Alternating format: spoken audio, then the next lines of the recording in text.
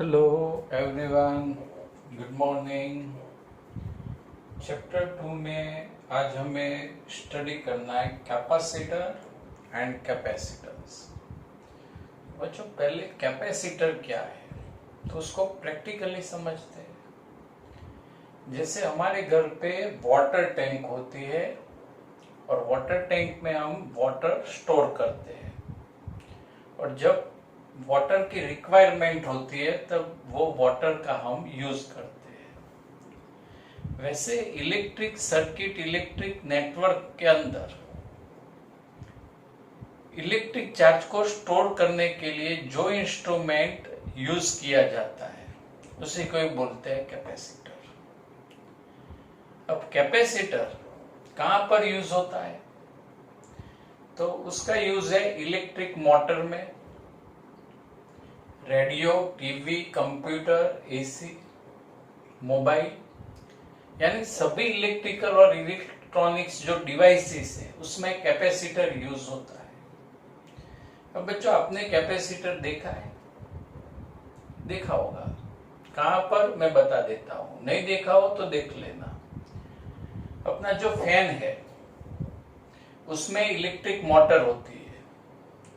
अब आप ऑब्जर्व करना कि वो इलेक्ट्रिक मोटर के पास एक सिलिंड्रिकल शेप की डब्बी जैसा एक कंपोनेंट्स होता है, सिलिंड्रिकल शेप का कंपोनेंट, और वही कंपोनेंट को बोलते हैं कैपेसिटर। अब आ गया समझ में? कैपेसिटर आपने देखा है। अब कैपेसिटेंस क्या है? तो बच्चों, आपने वाटर टैंक में ऑब्जर्व किया होगा कि हर एक वाटर टैंक में उसकी वाटर को स्टोर करने की कैपेसिटी लिखी होती है। 500 लीटर, 1000 लीटर, 5000 लीटर, 10,000 लीटर, ऐसा लिखा होता है। तो कैपेसिटर की इलेक्ट्रिक चार्ज को स्टोर करने की जो कैपेसिटी है उसी को ही क्या बोलते हैं? कैपेसिटेंस बोलते हैं। तो ये कैपेसिटर एंड कैपेसिटेंस का प्रैक्टिकल कॉन्सेप्ट। अब हमें कैपेसिटर एग्जैक्टली क्या होता है वो समझना है। तो कैपेसिटर बनाने के लिए हमें दो कंडक्टर्स चाहिए। कंडक्टर्स, एक कंडक्टर्स पर पॉजिटिव चार्ज रहेगा, दूसरे कंडक्टर पर नेगेटिव चार्ज, और दोनों कंडक्टर को हमें सेपरेट रखना है। आप बहुत पास में भी रख सकते हो, बहुत दूर भी रख सकते हो। और ये दो कंडक्टर की जो सिस्टम प्रिपेयर तैयार होती है उसी को ही बोलते हैं कैपेसिटर। तो यहाँ पर कैपेसिटर की जो डेफिनेशन है, arrangement in which two good conductors of arbitrary shape and volume. यहाँ पर जो दो कंडक्टर है उनका शेप कोई भी हो सकता है, सर्कुलर प्लेट जैसा हो सकता है, स्फीयर जैसा हो सकता है, ट्रायंगल प्लेट भी हो सकती है, उसका शेप कोई भी हो सकता है। एंड वॉल्यूम, तो उसका वॉल्यूम कम बड़ा कोई भी रिक्वायरमेंट के हिसाब से हो सकता है। Are arrange close to one another but separated from each other is called capacitor.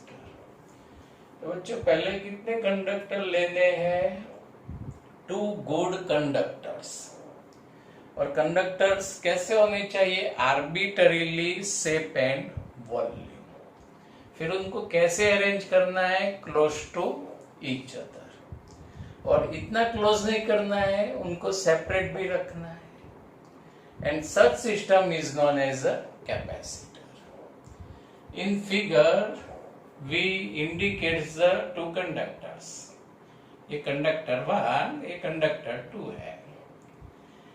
Charge on conductor 1 is plus Q and charge on conductor 2 is minus Q. Electric potential on conductor 1 is V1 and electric potential on conductor 2 is V2. And potential difference is V1 minus V2. ये basic आपको ऐसे लिखना है। अब जो points है दो, बच्चों आपको बहुत बहुत यूजफुल रहेगी एमसीक्यू में।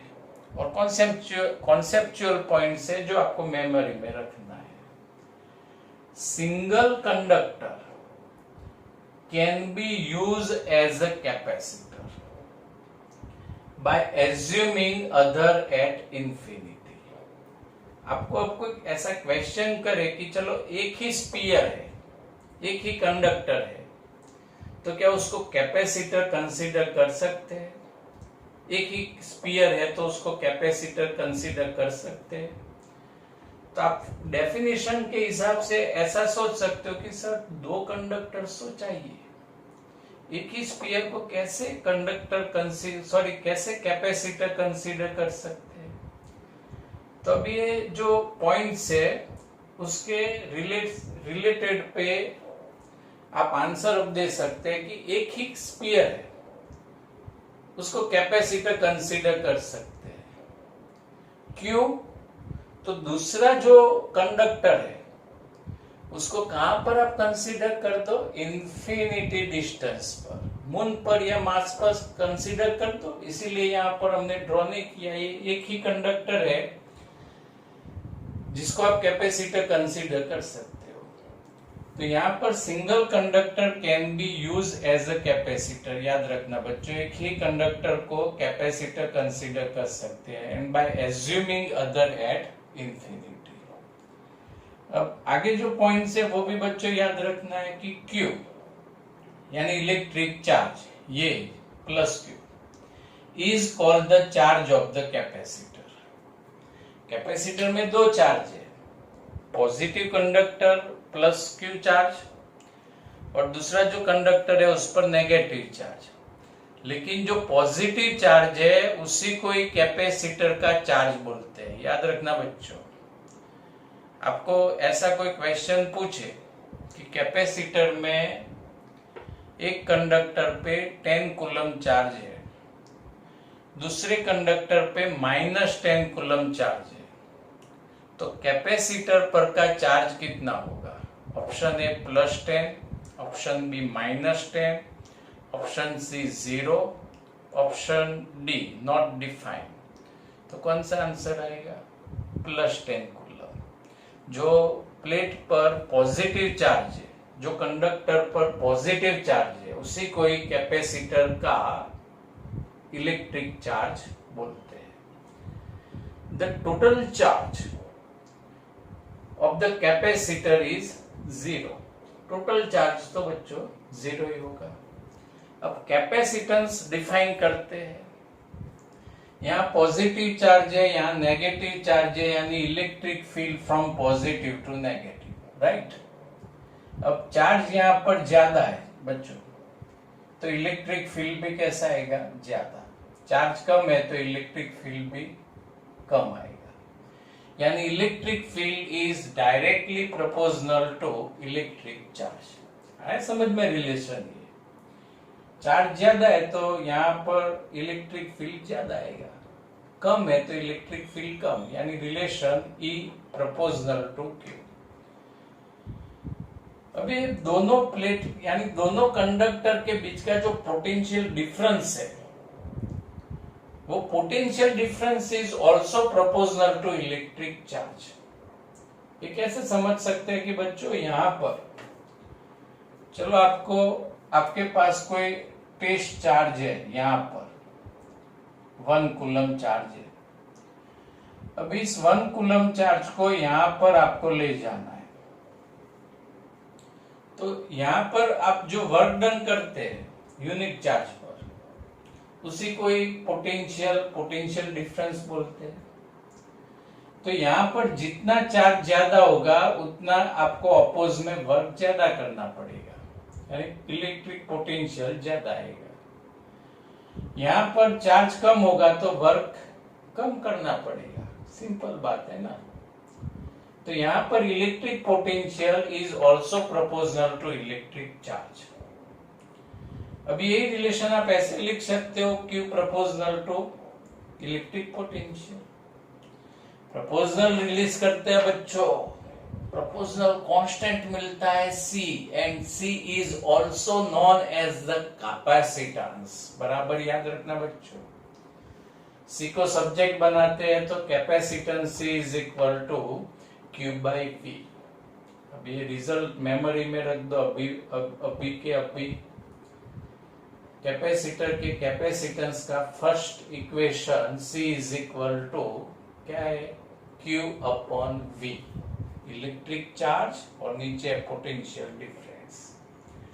अब इसकी डेफिनेशन यहाँ पर बच्चों, कैपेसिटेंस की डेफिनेशन, कैपेसिटेंस का बेसिक कॉन्सेप्ट क्या है कि कैपेसिटर का इलेक्ट्रिक चार्ज को स्टोर करने की कैपेसिटी। लेकिन यहां से आप उसको डिफाइन कर सकते हैं, एग्जैक्ट डेफिनेशन लिख सकते हो, the ratio of the amount of the charge of the plate of capacitor. इसको हम कैपेसिटर की प्लेट कंसीडर करते हैं, जो पॉजिटिव कंडक्टर है उसको, यानी amount of the plate of the capacitor and the potential difference between the two plate is known as the capacitance.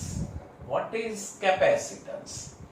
The capacitance is the ratio of electric charge on the plate of capacitor to the potential difference between the two plate of the capacitor is known as the capacitance of the capacitor. अब बच्चों C is equal to Q by V है, तो ये बहुत ही important statement है कि capacitance is independent of Q and V both.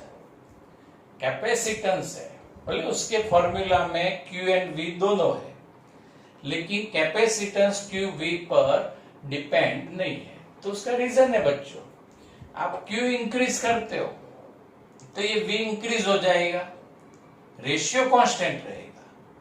Q decrease करते हो तो V भी डिक्रीज हो जाएगा, रेशियो कांस्टेंट रहेगा। यानी कैपेसिटेंस Q एंड V पर डिपेंड नहीं है।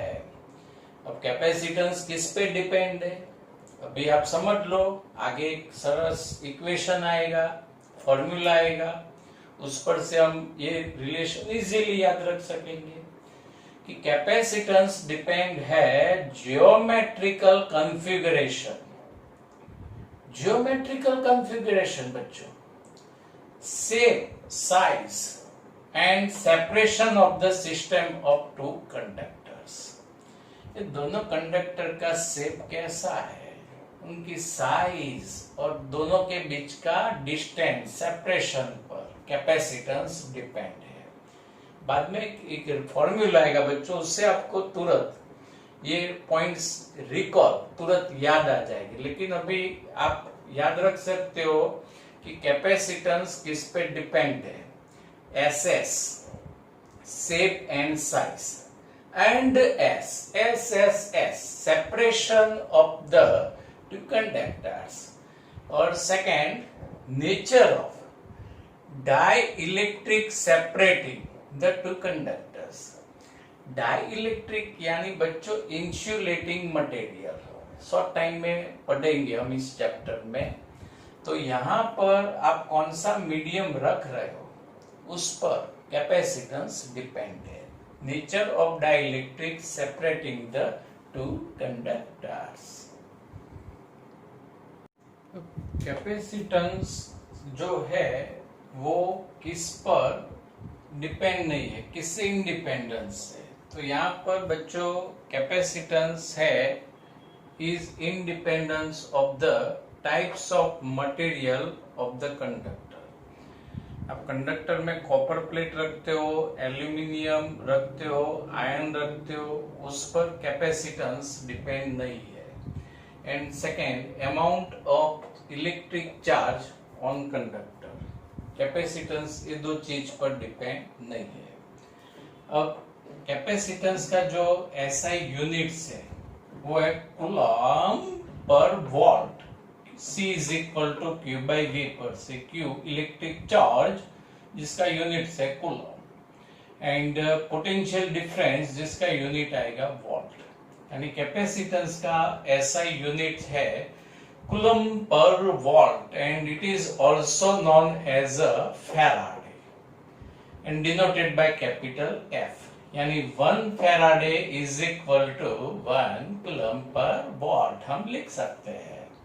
अब कैपेसिटेंस का dimensional formula coulomb per watt, volt के प्लेस पे हम लिख सकते हैं जूल पर कूलम, कूलम बुक पर यानी कूलम स्क्वायर पर जूल। अब coulomb electric charge dimensional formula A1T1 square है, इसीलिए यहाँ E2 T2 और जूल M1 L2 T-2 और यहाँ पर simplify M-1 L-2 T4 E2, ये कैपेसिटेंस का डायमेंशनल फॉर्मूला हो गया बच्चों।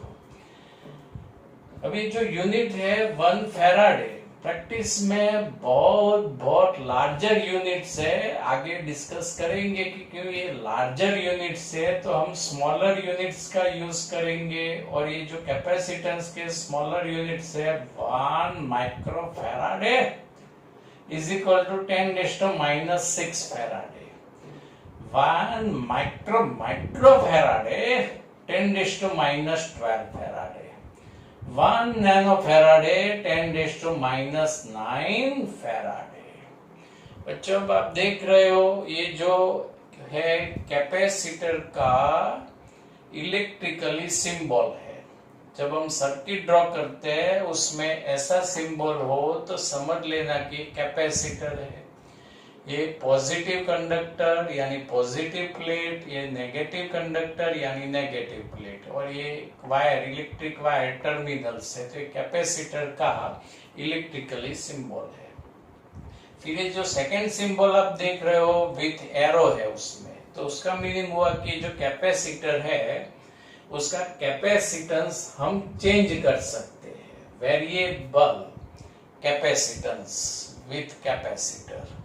यहाँ फिक्स कैपेसिटेंस है और यहाँ पर कैपेसिटेंस हम फ्रीक्वेंटली हमारी रिक्वायरमेंट के हिसाब से हम बदल सकते हैं, इसीलिए एरो यहाँ पर इंडिकेट्स किया है। तो बच्चों ये जो टॉपिक है उसमें से आपको क्या याद रखना है, तो पहले कैपेसिटर की डेफिनेशन आप याद रखो, राइट। फिर सिंगल कंडक्टर है तो उसको हम कैपेसिटर कंसीडर कर सकते हैं, और उसका रीजन है कि सेकेंड कंडक्टर इंफिनिटी पर हम कंसीडर करेंगे, ये याद रखो। फिर कौन से कंडक्टर पर का इलेक्ट्रिक चार्ज, कैपेसिटर का इलेक्ट्रिक चार्ज कंसीडर करना है, पॉजिटिव प्लेट पर का चार्ज वो कैपेसिटर पर का इलेक्ट्रिक चार्ज बनेगा, वो याद रखो। कैपेसिटेंस C का इक्वेशन Q/V, अब इक्वेशन पर से डेफिनेशन, उसका SI यूनिट और डायमेंशनल फॉर्मूला आप याद रख सकते हो, ये आपको याद रखना है। और कैपेसिटर का जो सिंबल है वो याद रखना है। फिर कैपेसिटेंस किस पे डिपेंड है और किस पे डिपेंड नहीं है, तो इतने बेसिक क्वेश्चन आपको must be remember for MCQ। बच्चों नेक्स्ट क्वेश्चन में कुछ technical terms breakdown and dielectric strength हमें समझने हैं। थियरी में चांसेस बहुत कम है। पहले तो ये समझते हैं कि कैपेसिटर खराब क्यों हो जाता है, कैपेसिटर बिगड़ क्यों जाता है, उसका एग्जैक्टली रीजन समझते हैं। यहाँ पर दो कंडक्टर्स ड्रॉ किए हैं, एक कंडक्टर पर है पॉजिटिव चार्ज और दूसरे कंडक्टर पर है नेगेटिव चार्ज। अब बच्चों हम यहाँ पर पॉजिटिव चार्ज इंक्रीज करते हैं तो इलेक्ट्रिक फील्ड में क्या होगा, इंक्रीज। अब पॉजिटिव चार्ज इंक्रीज करते जाओ इलेक्ट्रिक फील्ड भी इंक्रीज होता जाएगा। अब इलेक्ट्रिक फील्ड इतना स्ट्रॉन्ग हो जाएगा, यहाँ पर इलेक्ट्रिक फील्ड इतना स्ट्रॉन्ग हो जाएगा कि यहाँ पर जो एयर मीडियम है बच्चों, एयर मीडियम इंसुलेटिंग मीडियम है, उसमें से इलेक्ट्रिसिटी पास नहीं हो सकती है एयर मीडियम में। लेकिन अब इलेक्ट्रिक फील्ड इतना स्ट्रॉन्ग हो जाएगा कि यहाँ पर जो एयर मॉलिक्यूल्स है उसमें से इलेक्ट्रॉन्स निकल के ये पॉजिटिव की तरफ अट्रैक्ट हो जाएगा। यानी ये जो एयर मॉलिक्यूल्स है वो पॉजिटिव आयंस में कन्वर्ट हो जाएगी, पॉजिटिव आयंस में, यानी एयर का आयोनाइजेशन हो जाएगा और इलेक्ट्रॉन्स कैपेसिटर के प्लेट पर सब एक्यूमुलेट होते जाएंगे। कुछ इलेक्ट्रॉन्स यहां से भी यहां आ जाएंगे क्योंकि इलेक्ट्रिक फील्ड बहुत स्ट्रांग हो गया है, यानी अब हमारा जो कैपेसिटर है वो खराब हो जाएगा, अब वो उसकी जो वर्किंग कैपेसिटी है वो खत्म हो जाएगी और इस फिनोमिनन को ये क्या बोलते हैं, ब्रेकडाउन बोलते हैं।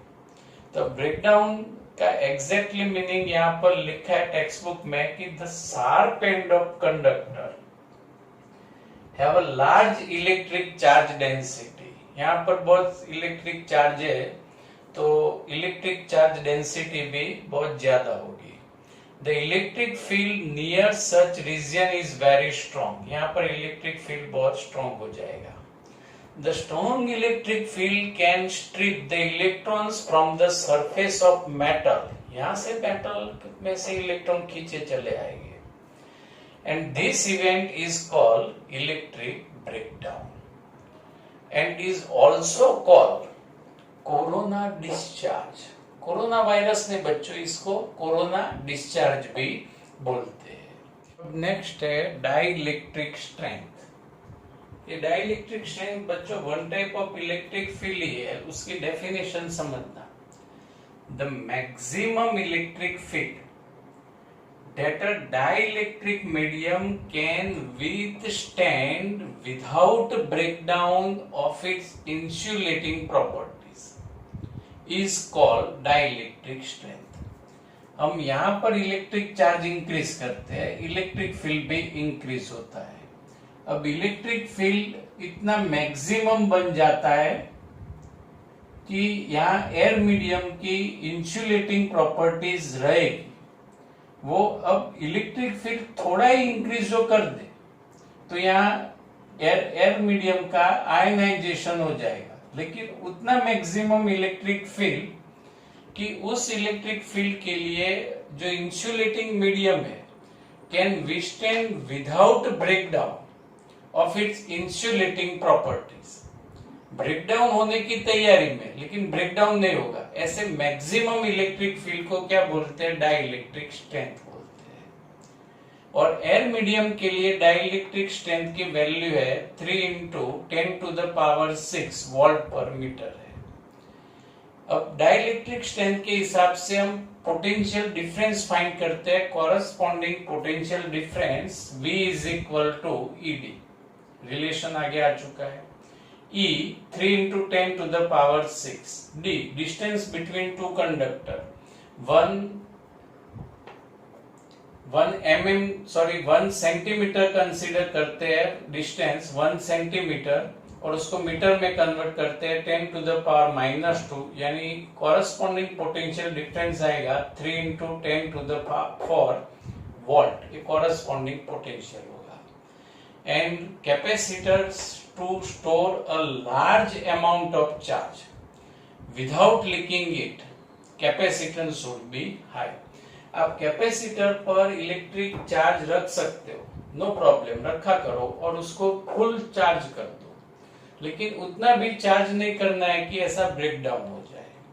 और मैक्सिमम चार्ज रखो और उतना इलेक्ट्रिक फील्ड रखना है डाइइलेक्ट्रिक स्ट्रेंथ के जितना कि जो मीडियम है डाइइलेक्ट्रिक मीडियम उसकी इंसुलेटिंग प्रॉपर्टीज भी ब्रेकडाउन नहीं होनी चाहिए, तो उस टाइम पर हमें कैपेसिटेंस हाई मिलेगी।